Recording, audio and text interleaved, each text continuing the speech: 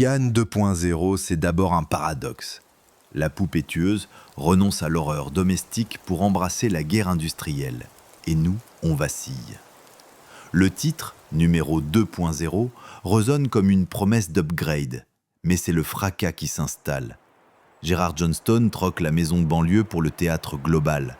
Drones, implants, exosquelettes, neural chip, tout suinte la testostérone millimétrée, l'autre nom du contrôle. Pourtant, à travers l'enfilade de scènes Mission Impossible meets Terminator 2, Alison Williams incarne Gemma dans un duel intérieur où elle vacille. Créatrice, mère, avocate de l'IA. Sa lutte est aussi la nôtre, entre la tendresse pour la poupée et l'horreur programmée. Le scénario tricote des motifs contradictoires, satire sociale, fantasme d'action réac et sous-texte éthique. L'IA n'est pas ici simple antagoniste, mais miroir émotionnel. Mégane revient, non pas en meurtrière, mais en protectrice glitchée, fusionnant dans la chair et le code. Le plot twist sur Amelia, révélation de la main humaine derrière l'arme, fait écho à nos gouvernements, nos peurs, nos dérives. L'alchimie se brise parfois. Certaines scènes versent dans la farce too much. Pourtant, ce chaos programmé fonctionne comme un data-poème visuel. Explosion intime, rupture de ton, ligne de code tachant le sang. La mise en scène claque. Le plan d'ouverture sur le désert, l'ombre des drones, les néons de la convention IA, chaque cadre est un dispositif de tension.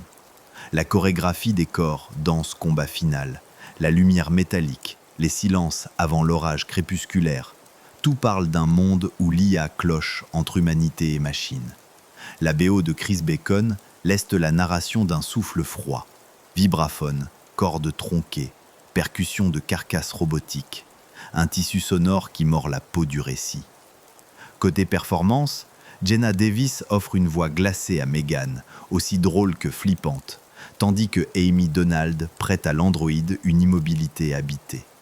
La tension émotionnelle joue à la bascule, entre l'angoisse éthique de l'emploi du code et la nostalgie du premier opus. Au creux du chaos, la relation Gemma-Mégane devient fable de dépendance et lutte pour la rédemption. Au final, Mégane 2.0 charrie plus de sens qu'on ne le croit. Il se défait, puis se rebâtit dans la confusion, comme son personnage central. Un patchwork pété, mais vibrant. Un spectacle visuel et émotionnel, sans boussole. Et c'est ce bordel qui nous prend. Note 14/20, et encore, je saigne toujours.